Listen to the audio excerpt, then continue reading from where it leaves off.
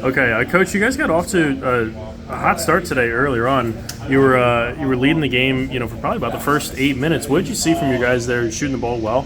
Well, we were focused on the start really because Morgan is so well coached, and Kevin and his staff, they just do a terrific job. I've known Kevin a long time.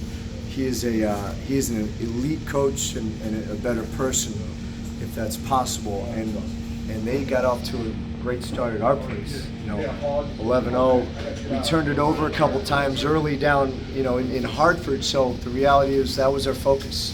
Getting off to a great start. And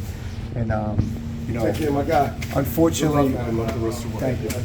The reality is, we just couldn't do that same thing in the second half.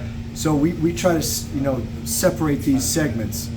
The first 5 minutes of each half are huge, and obviously the last 5 minutes of each half are huge. And those 4 critical segments, you got to win 3 out of 4 of those. Mm-hmm. And we did not. We won 2 of those tonight. So on the road, look, it's hard to win a Division I basketball game. On the road makes it even tougher.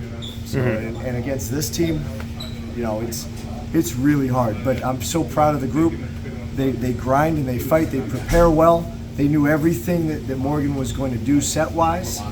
But then, to make some of these shots that Morgan State made just gives them a lot of, gives them a great feel for it, and I give them so much credit. So. And you talked about preparing well and knowing the sets that they run. I mean, this is one of the teams that you're playing an in-season home and home with. Yep.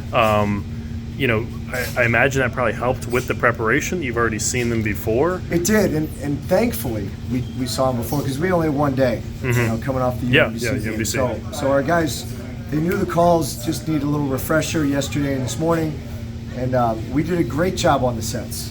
The issue became, transition. If we took a quick one or even not a quick one and missed it, they're gone the other way, and all of a sudden we're trying to defend them at the rim. Mm-hmm. Or when they're attacking our zone, they had nothing going on. We would get a great stop, but then they'd crash the glass, and get a putback.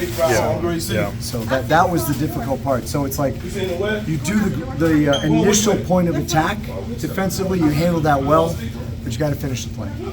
And then Morgan State entered the game today with leading the nation in turnovers forced. Over 20 a game. Yep. You guys only turned it over 13 times. I know it's still probably more than you would like, but was that a good thing? You guys were able to not fall into their trap as much? For sure, and we focused on it. We started small. We started with 4 guards to focus on it.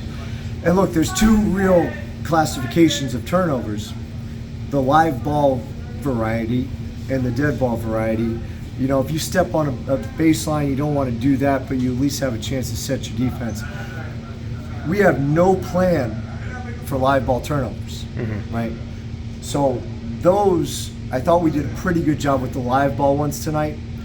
Our goal was to get a few more shots than them, and that's predicated on ball security, because a turnover is a shot you don't get to take, so I'm happy with 13 against a team like this on the road. Yeah, and then last one for you here. I mean, you guys were down double digits for a while and then just kept fighting, and managed to claw it back to single digits at the end there. Yeah.